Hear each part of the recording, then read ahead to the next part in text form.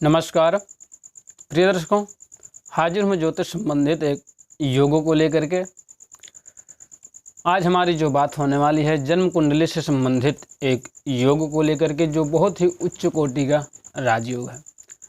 प्रायः यह बहुत कम जन्म कुंडलियों में यह योग देखने को मिलता है, जिसका नाम है ध्वज योग। और ध्वज योग व्यक्ति को जीवन में जैसा इसका नाम, ठीक उसी प्रकार से व्यक्ति को एक उसके नाम का ध्वजा, एक समाज में उसका नाम सर्वशक्तिमान, उसका नाम हर जगह ध्वजा की तरह गूंजता है। अपना नाम और पद प्रतिष्ठा अपने जीवन काल में खूब ही कमा लेता है ऐसा जातक। किस प्रकार से बनता है यह योग, आज हम इस पर चर्चा करने वाले हैं। देखिए, जन्म कुंडली किसी भी लग्न की हो सकती है या किसी की भी जन्म कुंडली हो। योग और दुर्योग दोनों ही जन्म कुंडली में मिलेंगे आपको। कुछ योग मिलेंगे तो कुछ दुर्योग मिलेंगे, दोनों देखने को मिलेंगे आपको। योग व्यक्ति को उस ऊंचाइयों तक पहुंचाते हैं जिस ऊंचाइयों से वो व्यक्ति अपने जीवन काल में सब कुछ पा लेता है, जो उसे चाहिए होती है। उन वस्तुओं को, उन चीज़ों को, सब कुछ व्यक्ति अपने जीवन काल में प्राप्त कर लेता है। लेकिन जो दुर्योग होते हैं, व्यक्ति को जो वो पाना चाहता है, जो वो करना चाहता है, वो सब चीज़ें उस व्यक्ति के जीवन से छीन लेते हैं। ऐसे बहुत सारे योग हैं और यह योग ध्वज योग अगर देखें तो राजनीति के क्षेत्र में सबसे ज़्यादा लाभ देने वाला ये राजयोग। अगर आप राजनीति के क्षेत्र में जाना चाहते हैं या आप राजनीति के क्षेत्र में हैं, तो ये आपको बहुत ही लाभ देने वाला, आपका नाम रोशन करने वाला हो गया यह योग।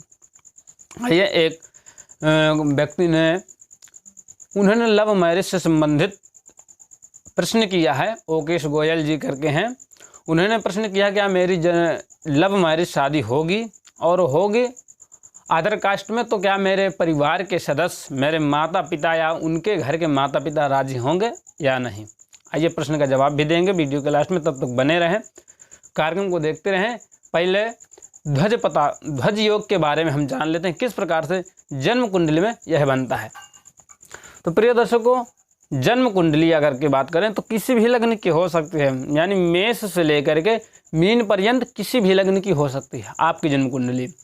अब उसमें क्या देखना है आपको कि मुख्यतः जो सौम्य ग्रह हैं, सौम्य ग्रह केंद्र में हो और पापक ग्रह यानी क्रूर ग्रह अष्टम भाव में हो, तो बनता है ध्वज योग।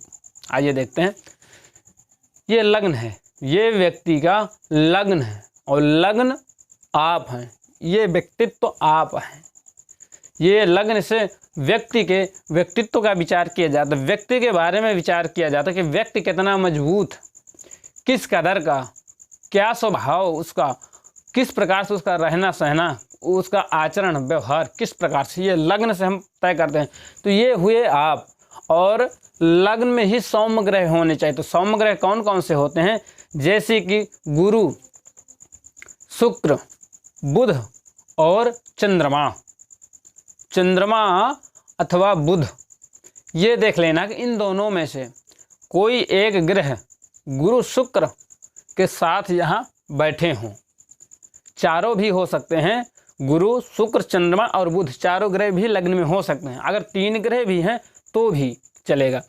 और अष्टम भाव, ये जहाँ देख रहे हैं आप जन्म कुंडली का जो अष्टम भाव है, जहाँ पर 8 नंबर आप देख रहे हैं, अष्टम भाव में हो तो क्रूर ग्रह। अब क्रूर ग्रह कौन कौन से आते हैं ये तो आप सभी जानते हैं कि सूर्य, मंगल, शनि, राहु और केतु।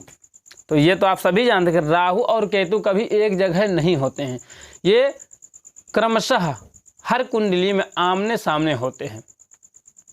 तो यहाँ पर अष्टम भाव में राहु हो अथवा केतु हो, कोई भी इन दोनों में से हो सकता है। इनके साथ में जो और यानी पापक ग्रह हैं कौन कौन से, सूर्य, मंगल, शनि, क्रमशः तीनों ग्रह अष्टम भाव में बैठे हों, तो बनता है ध्वज योग। पुनः देख लीजिए जन्म कुंडली में लग्न पर सोम ग्रह हो तो कौन कौन से? गुरु, शुक्र, चंद्रमा और बुध, ये ग्रह लग्न कुंडली में लग्न पर हो, यानी प्रथम भाव में जहाँ पर 1 नंबर देख रहे हैं। अष्टम भाव यानी जो आज अष्टम भाव जन्म कुंडली का जो अष्टम भाव है, यहाँ पर पापक ग्रह हो, क्रूर ग्रह हो, जैसे सूर्य, मंगल, शनि अथवा राहु या फिर केतु, ये ग्रह जा करके इसमें अष्टम भाव में बैठे तो ये ध्वज योग का निर्माण करता है। और ध्वज योग व्यक्ति को सबसे ज़्यादा अगर बात करें तो व्यक्ति का नाम इतनी ऊंचाइयों तक पहुंचा देता है यह योग, ध्वज योग, के व्यक्ति का नाम हर कोई जानने लगता है। राजनीति के क्षेत्र में सबसे बेहतर लाभ देने वाला। ये आपको अवश्य ध्यान दे लेना है कि मान लीजिए आपकी जन्म कुंडली में यह योग बन रहा है, यह योग आपकी जन्म कुंडली में ध्वज योग बन रहा है, लेकिन फिर आप कहेंगे कि मेरी कुंडली में पंडित जी योग यह बन रहा है, फिर मेरे को लाभ क्यों नहीं मिल रहा, मैं तो ऐसा कोई कार्य भी नहीं कर पा रहा, मेरा हर कार्य बिगड़ रहा। नहीं, उसके लिए आपको क्या देखना होगा कि लग्न, ये लग्न आप हैं, ये लग्न आप हैं। लग्न को देखना सर्वप्रथम जन्म कुंडली में कितने सारे योग क्यों ना हो, लेकिन अगर लग्न कमज़ोर है, लग्न का तो मैं बता चुका हूँ, बार बार कहूँगा, लग्न का मतलब आप, ये लग्न का मतलब आप, और जब आप कमज़ोर होंगे तो कितने भी योग क्यों ना हो उसका लाभ आपको नहीं मिल पाएगा। हर स्थिति में लग्न का, लग्नेश का, दोनों का बलवान होना बहुत ही आवश्यक है। तो आप ये देख लीजिए कि लग्न का बलवान होना बहुत आवश्यक है, क्योंकि और ये योग जिस स्थिति में बनेगा, यानी ग्रहों की प्लेसमेंट जितनी अच्छी होगी उतना ही लाभ इस योग का आपको अपने जीवन में मिलने वाला है। इसका नाम ही ध्वज योग है। व्यक्ति का नाम एक ध्वजा की तरह लहराता है जीवन काल में। तो आप देख लीजिए कि आपके जन्म कुंडली में बनता है, और बनता है तो उसका लाभ आपको क्यों नहीं मिल रहा, कहीं आपका लग्न और लग्नेश कमजोर तो नहीं, ये आपको ध्यान दे लेना है। तो चलिए प्रश्नों की बात कर लें। ओकेश गोयल जी ने प्रश्न किया है, क्या मेरी जन्म कुंडली में विवाह प्रेम विवाह योग है अथवा नहीं? क्या मेरा विवाह प्रेम विवाह में परिणत हो पाएगा अथवा नहीं, और उसके लिए मेरे घर के लोग राजी होंगे अथवा नहीं? तो देखिए, पहले तो आपकी जन्म कुंडली ओकेश गोयल जी सिंह लग्न की जन्म कुंडली बनते हैं। लग्न के स्वामी जाकर के अष्टम भाव में बैठे हैं, जो कि अव नामक दुर्योग लगा करके बैठे हैं। और बात करें पंचम भाव, भावनाओं का घर है। पंचम भाव से हम व्यक्ति के लव यानी भावनाओं का तय करते हैं, और सप्तम भाव से विवाह का तय करते हैं, क्योंकि सप्तम भाव विवाह का है और पंचम भाव लव का घर है। तो पंचम भाव के स्वामी गुरुदेव बृहस्पति बनते हैं। जा करके द्वितीय भाव में, यानी जन्म कुंडली से दूसरे भाव में जो धन का भाव, वहाँ जा करके बैठे हैं।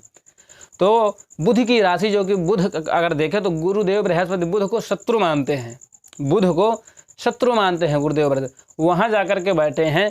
तो यहाँ पर कहने को तो ये है कि आपका विवाह यानी प्रेम विवाह में परिणत होने के चांस हैं। दूसरी स्थिति कहती है कि आपके वर्तमान में जो गुरु की महादशा चल रही, गुरु की महादशा में शनि का अंतर चल रहा है, और शनि आपके दाम्पत्य भाव के स्वामी बनते हैं। शनि आपके दाम्पत्य भाव के स्वामी बनते हैं। देखें तो गुरुदेव आपके युवा अवस्था में बैठे हैं, शनिदेव आपके देखें तो बाल अवस्था में बैठे हैं, बाल अवस्था में शनिदेव बैठे हैं, और साथ में शनि को एक अंश के साथ बैठे हुए हैं शनिदेव बाल अवस्था में। लेकिन नवमांश कुंडली में अगर देखा जाए तो शनिदेव आपके उच्च के होकर के पंचम भाव में ही बैठे हुए हैं। शनि वहाँ पर अच्छा रिजल्ट देंगे शनि से, और शनि आपके दाम्पत्य भाव के स्वामी भी हो रहे हैं। अतः आपका विवाह यानी प्रेम विवाह में परिणत होने के चांस हैं, लेकिन पूर्णतः नहीं, क्योंकि राहु की अगर चलित कुंडली में देखें तो राहु आपके सप्तम यानी राहु आपके पंचम भाव में बैठे हैं चलित कुंडली में। और राहु की जैसे कि बात कर, राहु का किसी प्रकार से राहु अथवा केतु अथवा इनका शनि जैसे ग्रहों का पंचम भाव से संबंध हो जाता है, तो ये व्यक्ति को अंतर्जातीय विवाह कराते हैं। अंतरजातीय मतलब अदर, अपने कास्ट से अदर जाति में विवाह कराते हैं।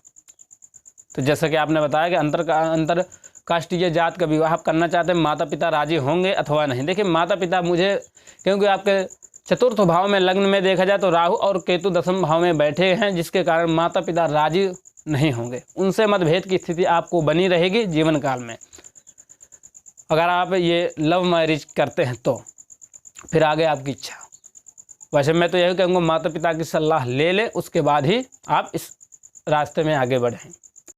तो आज का कार्यक्रम कैसा लगा कमेंट करके ज़रूर बताइए। कि जाते जाते एक बात और आपको बता दूं, अगर आप अपनी जन्म कुंडली से संबंधित किसी भी प्रकार का कोई प्रश्न पूछना चाहते हैं तो उसमें आप वीडियो के नीचे कमेंट में डेट ऑफ बर्थ, प्लेस, जन्म स्थान, जन्म समय, जन्म तारीख आप ये दें, साथ में पूरा अपना नाम दें और साथ में अपना सवाल भी उसी कमेंट में, एक ही कमेंट में सारा कुछ दें। और अगर आप जन्म कुंडली का अध्ययन कराना चाहते हैं तो उसमें आप पूर्ण डिटेल अपनी डालनी होगी। जैसे कि आप वर्तमान में क्या कर रहे हैं, जो कर रहे हैं, और अपनी डेट ऑफ बर्थ, साथ में हो सके अगर आपको कोई आपत्ति ना हो तो अपने माता पिता यानी पिता का नाम भी डाल सकते हैं कमेंट में। तो आज के लिए इजाज़त चाहता हूँ। कल पुनः एक बार ज्योतिष से संबंधित कार्यक्रम को लेकर के हाजिर होऊंगा। कुछ दिनों से आप देख रहे हैं कि नित्य प्रति कार्यक्रम मेरा समय से नहीं पहुंच रहा है, कुछ कारणवश 3 और 4 दिन, यानी 3 और 4 दिन की बात है। उसके बाद आपको नित्य प्रति कार्यक्रम देखने को मिलेंगे। तब तक के लिए क्षमा प्रार्थी हूँ आप सभी से। इजाज़त चाहता हूँ, पुनः एक बार कल उपस्थित होऊंगा। तब तक के लिए नमस्कार।